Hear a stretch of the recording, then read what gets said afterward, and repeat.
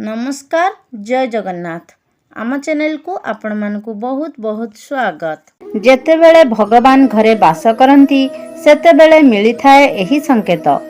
लोक माने भगवान को संतुष्ट करने पाई बहुत उपासना करती एवं उपवास करती। सकाळ एवं संध्यारे दीप जलाइबा ठारू आरंभ करी भगवान को भोग अर्पण करती, जहा द्वारा ईश्वरंक आशीर्वाद सेमानक उपरे रही थाउ एवं सेमानंकु जीवन रे कौनसी प्रकारर समस्यार सम्मुखीन हेबाकु न पड़ू। आमे समस्ते जानू जे भगवान को उपासना कले से आम उपरे संतुष्ट हुअंती, किंतु जानती कि से एही विषय रे आमकु संकेत मध्य दियंती। तेबे आसंतु एही संकेत गुड़िक विषय रे जानिबा, जहा आमकु जणाई थाए जे ईश्वरंक विशेष आशीर्वाद आम उपरे अछि। जदि आपण राति रे सोइबा समय रे बारंबार स्वप्न देखुछंती एवं आपण स्वप्न रे मंदिर देवी देवतांकर मूर्ति किंबा फोटो देखंती, तेबे एहार अर्थ हेउछि आपणकु भगवानक आशीर्वाद प्राप्त होइछि। जदि अनेक थर एहा घटे जे आपण कौनसी निष्पत्ति नेबाकू आगकू बढ़िबा बेले आपणक मनरे किछि संदेह आसे। सबु किछि ठीक हेबा परे मध्य एमिति घटे जहा आपणकू सेही निष्पत्ति नेबारु अटकाई थाए। एहार अर्थ एही जे आपणक उपरे कौनसी दैविक शक्तिर आशीर्वाद अछि। जेउ मानक उपरे ईश्वरंक आशीर्वाद थाए सेमाने धनी किंबा गरीब हुंतु सेमानकु सर्वत्र सम्मान मिली थाए। जदि कम परिश्रम करिबा परे मध्य केही सफलता हासिल करे, एहा ईश्वरंक अनुग्रहर संकेत अटे। जेउ मानक उपरे ईश्वर संतुष्ट हुअंती सेमानकु प्रभु समस्त असुविधार रक्षा करंती। सेमाने प्रत्येक परिस्थिति रे खुशी रुहंती। सेमानक जीवन रे जेते दुख हेउना काहेकि सेमाने सर्वदा खुशी हुअंती। सेमाने कौनसी समस्या को केबे भी भय करंती नहीं। प्रत्येक असुविधा को सही परी व्यक्ति विशेष सहजरे दूर करि पारंती। पेचा देखिबा एक शुभ संकेत अटे। हिंदू धर्म रे पेचा को एक गुरुत्वपूर्ण मान्यता दिया जायछि। एहाकू देवी लक्ष्मी को वाहन भावरे विवेचना करा जाए।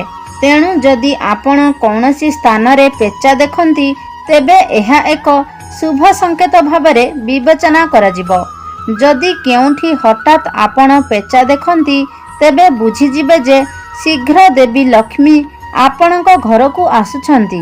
देवी लक्ष्मी जेउ घर को आसंती सेठारे लोकंको खाइबा अभ्यास रे एक परिवर्तन आसी जाए। सेमानंकर खाइबा अभ्यास बदलिबा आरंभ करे। कुहा जाए जे एही परी घरे लोकमाने कम भोकिला अनुभव करंती। विशेष कथा एहा हेउछि एही घरर लोकंको पाई कम खाद्य मध्य यथेष्ट मने हुए। एहा व्यतीत एही परी घरर लोकमाने निशायुक्त एवं मांसाहारी खाद्य ठारू दूरे रहिबा आरंभ करंती। धनर देवी लक्ष्मी स्वच्छता को बहुत भल पाआंती। देवी लक्ष्मी सेही घरे रुहंती जेउठारे सबुआडे सफा रही थाए। एहा व्यतीत घर सफा करिबा पई व्यवहृत झाड़ू मध्य देवी लक्ष्मींकर अति प्रिय अटे। कुहा जाए जे जदि आपण सकाळे घरु बाहर को गला बेले कौनसी लोकंकु झाड़ू करुथिबार देखंती तेबे एहा एक बहुत शुभ संकेत। शंख बाजिबा शुभ संकेत देइथाए। हिंदू धर्म रे शंख को एक गुरुत्वपूर्ण स्थान दिया जायछि। केवल एतिकी नुहे, शंखर शब्द मध्य बहुत शुभ बोली विवेचना करा जाए। तेणु पूजा पाठ जे कौनसी शुभ उत्सव रे शंख फुंका जाए। जदि आपण सकाळु उठिबा परे शंखर शब्द सुनंती तेबे एहा एक भल संकेत अटे। विश्वास करा जाए जे सकाळु उठिबा परे शंखर शब्द सुनिबा घर को देवी लक्ष्मी को आगमन को सूचित करे। लगातार 3 दिन घरु बाहर को जिबा बेले जदि आपण नीलकंठ पक्षी देखंती तेबे बुझिबाकू हेबो जे भगवान आपणक डाक सुनिछंती। आपणकर कौनसी बड़ इच्छा शीघ्र पूरण हेबाकू जाउछि। नीलकंठ पक्षीर दृश्यमान हेबा महादेवंक आशीर्वादर संकेत अटे। जदि धला गाई माने आपणक घर सामने बारंबार आसीबा आरंभ करंती କିମ୍ବା କେଉଁ ଦିନ କୌଣସି ଧଳା ଗାଈ ଆପଣଙ୍କ ଘର ସାମ୍ନାରେ ଆସି ତାର ବାଛୁରୀକୁ କ୍ଷୀର ଖାଇବାକୁ ଦିଏ, ତେବେ ଏହା ଆପଣଙ୍କ ଉପରେ ଦେବାଦେବୀଙ୍କ ଆଶୀର୍ବାଦ ଥିବାର ଏକ ସ୍ପଷ୍ଟ ସଂକେତ ଅଟେ। ଏହା ଜଣାଉଛି ଯେ ଆପଣଙ୍କର ପୂଜା ଓ ପ୍ରାର୍ଥନା ସଫଳ ହୋଇଛି ଏବଂ ଆପଣଙ୍କ ଜୀବନର ସମସ୍ତ ସମସ୍ୟା ଦୂର ହେବାକୁ ଯାଉଛି। ଭଗବାନ ଆପଣଙ୍କ ସମସ୍ତ ଅସୁବିଧା ଏବଂ ଖରାପ ଦିନକୁ ସମାପ୍ତ କରିବେ। ଯଦି ଆପଣଙ୍କ ଘରର ଆଖପାଖରେ କୌଣସି ପକ୍ଷୀ ନିଜର ବସା ବାନ୍ଧିଥାଏ, ଏହା ଜଣାଉଛି ଯେ ଆପଣଙ୍କର ପୂଜା ସଫଳ ହୋଇଛି। ଏହା ଘର ପାଇଁ ବହୁତ ଶୁଭ ସଂକେତ ଅଟେ। ଭୁଲରେ ମଧ୍ୟ ପକ୍ଷୀ ଏବଂ ସେମାନଙ୍କର ଶିଶୁମାନଙ୍କୁ ବିଚଳିତ କରନ୍ତୁ ନାହିଁ। ତା ବଦଳରେ ସେମାନଙ୍କ ପାଇଁ କିଛି ଖାଦ୍ୟ ଏବଂ ଜଳ ରଖନ୍ତୁ। ଯଦି ପୂଜା କରିବା ସମୟରେ ଆପଣ ଏତେ ଭାବପ୍ରବଣ ହୋଇଯାଆନ୍ତି ଯେ ଆପଣଙ୍କ ଆଖିରୁ ଲୁହ ଝରିବାକୁ ଲାଗେ, ତେବେ ଏହା ଏକ ସଂକେତ ଅଟେ ଯେ ଈଶ୍ୱର ଆପଣଙ୍କ ହୃଦୟର ପୀଡ଼ାକୁ ବୁଝିଛନ୍ତି। ଯଦି ଆପଣ ସକାଳେ ପୂଜା କରିବା ପରେ ଘର ବାହାରକୁ ଯାଆନ୍ତି ଏବଂ ମାଙ୍କଡ଼ମାନଙ୍କର ଗୋଷ୍ଠୀ ଦେଖନ୍ତି, ତେବେ ଏହାର ଅର୍ଥ ମଧ୍ୟ ଆପଣଙ୍କର ପୂଜା ସଫଳ ହେବାକୁ ଯାଉଛି ଏବଂ ଭଗବାନ ଆପଣଙ୍କ ପ୍ରତି ଦୟାଳୁ ଅଟନ୍ତି। ସେହି ମାଙ୍କଡ଼ମାନଙ୍କୁ ଖାଇବାକୁ ଦେବାକୁ ଚେଷ୍ଟା କରନ୍ତୁ। ଯଦି ଆପଣ ଘରେ କୌଣସି ଧୂପକାଠି, ରୁମ୍ ସ୍ପ୍ରେ କିମ୍ବା କୃତ୍ରିମ ଧୂପ ବିନା ହିଁ ସୁଗନ୍ଧ ଏବଂ ସତେଜତା ଅନୁଭବ କରୁଛନ୍ତି, ତେବେ ବୁଝିବାକୁ ହେବ ଯେ ଆପଣ ଭଗବାନଙ୍କ ଦ୍ୱାରା ଆଶୀର୍ବାଦ ପ୍ରାପ୍ତ ଏବଂ ଆପଣଙ୍କ ଦିନ ଯଥାଶୀଘ୍ର ପରିବର୍ତ୍ତନ ହେବାକୁ ଯାଉଛି। ପୂଜା କରିବା ସମୟରେ ଘରେ କୌଣସି ଅତିଥିଙ୍କ ଆଗମନ ମଧ୍ୟ ଈଶ୍ୱରଙ୍କ ଅନୁଗ୍ରହର ସଂକେତ ଅଟେ। ଯଦି ଅତିଥି ଉପହାର ନେଇ ଆସନ୍ତି, ତେବେ ଏହା ଏକ ସ୍ପଷ୍ଟ ସଂକେତ ଅଟେ ଯେ ଈଶ୍ୱର ଆପଣଙ୍କର ଉପାସନା ଗ୍ରହଣ କରିଛନ୍ତି। ପୂଜା ସମୟରେ ଯଦି ଦୀପ ହଠାତ୍ ଜୋରରେ ଜଳିବା ଆରମ୍ଭ କରେ, ତେବେ ବୁଝନ୍ତୁ ଯେ ଆପଣଙ୍କର ପୂଜା ସଫଳ ହେବାକୁ ଯାଉଛି ଏବଂ ଈଶ୍ୱରଙ୍କ ଅନୁଗ୍ରହରେ ଆପଣଙ୍କର ଦୁଃଖ ଦିନ ଶୀଘ୍ର ସମାପ୍ତ ହେବ। ଯଦି ଆପଣଙ୍କ ନିଦ ସକାଳ 3ଟାରୁ 5:30 ମଧ୍ୟରେ ଯଥା ବ୍ରହ୍ମ ମୁହୂର୍ତ୍ତରେ ଭାଙ୍ଗିଯାଏ, ତେବେ ଏହା ମଧ୍ୟ ଭଗବାନଙ୍କ ଆଶୀର୍ବାଦର ସଂକେତ ଅଟେ। ଭଗବାନ ଆପଣଙ୍କର ଭକ୍ତିରେ ସନ୍ତୁଷ୍ଟ ଅଛନ୍ତି। ଜଣେ ବ୍ୟକ୍ତି ଯାହା ନିଦ ହଠାତ୍ ରାତି 3ଟା ବେଳେ ଜାଗ୍ରତ ହୁଏ, ଏମିତି ମାନ୍ୟତା ଅଛି ଯେ ରାତି 3ଟା ପରେ ସବୁ ଦେବାଦେବୀଙ୍କ ଶକ୍ତି ଜାଗ୍ରତ ହୋଇଯାଏ, ଯିଏ ଆପଣଙ୍କୁ ବହୁତ କିଛି କହିବାକୁ ଚାହୁଁଛନ୍ତି। ଏହି ପରିସ୍ଥିତିରେ 3ଟା ପରେ ଆପଣଙ୍କ ନିଦ ବାରମ୍ବାର ଭାଙ୍ଗିବା ଗୋଟିଏ ଶୁଭ ସଂକେତ ଅଟେ। ଏଥିସହିତ ରାତି 3ଟା ପରେ ଭଗବାନଙ୍କୁ ମାଗୁଥିବା ବର କେବେ ଖାଲି ଯାଏ ନାହିଁ। ଭଗବାନ ନିଶ୍ଚିତ ଭାବରେ ଆପଣଙ୍କର ପ୍ରାର୍ଥନା ଶୁଣନ୍ତି।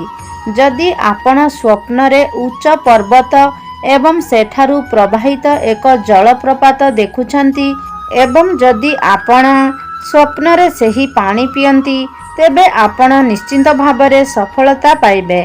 ଯଦି ଆପଣ ନିଜର ଶିକ୍ଷାର ଉପଯୁକ୍ତ ବ୍ୟବହାର କରି ଆପଣଙ୍କର ପରିବାର ଚଳାଇବାକୁ ସକ୍ଷମ, ତେବେ କେବଳ ଭଗବାନଙ୍କ କୃପା ଦ୍ୱାରା ଏହା ସମ୍ଭବ। ଦୁନିଆରେ ଏପରି ଅନେକ ଲୋକ ଅଛନ୍ତି ଯେଉଁମାନେ ଶିକ୍ଷିତ ହୋଇଥିଲେ ମଧ୍ୟ ଶିକ୍ଷାର ସଠିକ୍ ଉପଯୋଗ କରିବାରେ ସକ୍ଷମ ନୁହନ୍ତି। ଯେଉଁମାନଙ୍କର ସ୍ୱାସ୍ଥ୍ୟ ଭଲ, ସେମାନେ ମଧ୍ୟ ଈଶ୍ୱରଙ୍କ ଠାରୁ ବିଶେଷ ଆଶୀର୍ବାଦ ପାଆନ୍ତି। ଖରାପ ସ୍ୱାସ୍ଥ୍ୟ କେବଳ ଆପଣଙ୍କ ଶରୀରକୁ ପ୍ରଭାବିତ କରେ ନାହିଁ, ବରଂ ଅନେକ ଆର୍ଥିକ କ୍ଷତି ମଧ୍ୟ କରିଥାଏ। ତେଣୁ ସୁସ୍ଥ ଶରୀର ଥିବା ଲୋକମାନେ ନିଜକୁ ଭାଗ୍ୟବାନ ମନେ କରିବା ଉଚିତ। ଯଦି ଆପଣ ଏକ ଉପଯୁକ୍ତ ଜୀବନସାଥୀ ପାଇଛନ୍ତି, ତେବେ ଏହା କେବଳ ଭଗବାନଙ୍କ କୃପା ଦ୍ୱାରା ସମ୍ଭବ। ଜଣେ ଭଲ ଜୀବନସାଥୀ ଆପଣଙ୍କର ସମଗ୍ର ଜୀବନକୁ ଖୁସି କରିପାରେ, କିନ୍ତୁ ଯଦି ଆପଣ ଏକ ଖରାପ ଜୀବନସାଥୀ ପାଇବେ, ତେବେ ଆପଣଙ୍କର ପୁରା ଜୀବନ ଝଗଡ଼ା ଏବଂ ଅସୁବିଧା ମଧ୍ୟରେ ଚାଲିଯାଏ। ଯଦି କୌଣସି ବ୍ୟକ୍ତିର ସନ୍ତାନ ଆଜ୍ଞାକାରୀ, ତେବେ ଏହା ମଧ୍ୟ ଈଶ୍ୱରଙ୍କ କୃପା। ନଚେତ୍ ଆଜିର ଯୁଗରେ ଅଧିକାଂଶ ଲୋକ ନିଜ ସନ୍ତାନ ହେତୁ ହିଁ ବହୁତ ଚିନ୍ତାରେ ରୁହନ୍ତି। ଯେଉଁମାନଙ୍କର ଭୁଲ ଓ ଠିକ୍ ମଧ୍ୟରେ ପାର୍ଥକ୍ୟ କରିବାର କ୍ଷମତା ଥାଏ, ସେମାନଙ୍କୁ ନିଶ୍ଚିତ ରୂପେ ତାଙ୍କ କୁଳଦେବତା ବା ଦେବୀଙ୍କ ଆଶୀର୍ବାଦ ପ୍ରାପ୍ତ ହୋଇଥାଏ। ଯେଉଁମାନେ ସ୍ୱପ୍ନରେ ଦେବାଦେବୀଙ୍କୁ ଦେଖନ୍ତି ସେମାନଙ୍କୁ ଭଗବାନଙ୍କ ଦ୍ୱାରା ଆଶୀର୍ବାଦ ପ୍ରାପ୍ତ ହୋଇଥାଏ, ନଚେତ୍ ସମସ୍ତେ ଈଶ୍ୱରଙ୍କୁ ଦେଖିବା ସମ୍ଭବ ନୁହେଁ। ଯେଉଁ ବ୍ୟକ୍ତି କ୍ରୋଧକୁ ନିୟନ୍ତ୍ରଣ କରିପାରେ, ଯାହାର ମନ ଶାନ୍ତ ରହିଥାଏ, ଯିଏ ପ୍ରତ୍ୟେକ ପରିସ୍ଥିତିକୁ ସାଧାରଣ ଭାବରେ ସାମ୍ନା କରେ, ଏପରି ଲୋକମାନଙ୍କ ଉପରେ ଭଗବାନଙ୍କର ହାତ ନିଶ୍ଚିନ୍ତ ଥାଏ। କେବଳ ସେତେବେଳେ ହିଁ ଏହା ସବୁ ସମ୍ଭବ ହୋଇପାରିଥାଏ। ଭଗବାନ ତାଙ୍କ ପ୍ରକୃତ ରୂପରେ ଆମ ପାଖରେ ଦୃଶ୍ୟମାନ ନୁହନ୍ତି, କିନ୍ତୁ କିଛି ଲୋକ ଏମିତି ଅଛନ୍ତି ଯେଉଁମାନେ ଈଶ୍ୱରଙ୍କ ସହ ସମାନ ବିବେଚିତ ହୁଅନ୍ତି। ଏମାନଙ୍କ ମଧ୍ୟରେ ପିତା, ମାତା, ଗୁରୁ ଏବଂ ବ୍ରାହ୍ମଣ। ପୂଜା ସମୟରେ ଯଦି ଏହି ଲୋକମାନଙ୍କ ମଧ୍ୟରୁ କେହି ଆପଣଙ୍କ ଘରେ ପ୍ରବେଶ କରନ୍ତି, ତେବେ ଏହା ଅତ୍ୟନ୍ତ ଶୁଭ ବୋଲି ବିବେଚନା କରାଯାଏ। ଆପଣ ସେମାନଙ୍କୁ କେବେ ବି ଖାଲି ହାତରେ ଫେରାଇବା ଉଚିତ ନୁହେଁ। ପୂଜା ସମୟରେ ଯଦି ମୂର୍ତ୍ତି କିମ୍ବା ଭଗବାନଙ୍କ ପ୍ରତିମୂର୍ତ୍ତିରୁ କୌଣସି ଫୁଲ ବା ଫୁଲମାଳ ଆପଣଙ୍କ ନିକଟରେ ପଡ଼େ, ତେବେ ଏହା ବହୁତ ଭଲ ସଂକେତ ଅଟେ। ଏହି ସବୁ ସଂକେତ ଏହା ଦର୍ଶାଇଥାଏ ଯେ ଈଶ୍ୱରଙ୍କ କୃପା ଆପଣଙ୍କ ଉପରେ ଅଛି ଏବଂ ଆପଣଙ୍କର ଇଚ୍ଛା ଶୀଘ୍ର ପୂରଣ ହେବାକୁ ଯାଉଛି। ଯଦି ଭଗବାନ ଆପଣଙ୍କୁ ଭଲ ପାଆନ୍ତି, ତେବେ ତାଙ୍କର ପ୍ରଥମ ସଂକେତ ହେଉଛି ଆପଣ ଯାହା ବି କରନ୍ତୁ ସେଥିରେ ବିଫଳ ହେବ। ହଁ, ଏହାକୁ ପଢ଼ିବା ପରେ ଆପଣ ଅଜବ ଏବଂ ଖରାପ ଅନୁଭବ କରିପାରନ୍ତି, କିନ୍ତୁ ଏହା ସତ୍ୟ ଯେ ଆପଣ ନିଜର 100% ଦେବେ ଏବଂ କଠିନ ପରିଶ୍ରମ କରିବେ, କିନ୍ତୁ ସଫଳତା ପାଇବେ ନାହିଁ। ଏବଂ ଏହା ବାରମ୍ବାର ଘଟିବ ଯେ ପର୍ଯ୍ୟନ୍ତ ଆପଣଙ୍କର ଆଖି ଖୋଲି ନାହିଁ। ଅନ୍ୟ ଏକ ସଂକେତ ହେଉଛି ଆପଣଙ୍କର ନିଜ ଉପରେ ଥିବା ଆତ୍ମବିଶ୍ୱାସ ଶେଷ ହୋଇଯିବ। ଯେତେବେଳେ ଭଗବାନ ଆପଣଙ୍କ ସହିତ ଅଛନ୍ତି, ସେତେବେଳେ ଆପଣ ସମ୍ପୂର୍ଣ୍ଣ ଏକାକୀ ଅନୁଭବ କରିବେ ଏବଂ ପରବର୍ତ୍ତୀ ସମୟରେ କ'ଣ କରିବେ ଆପଣ ଜାଣିପାରିବେ ନାହିଁ।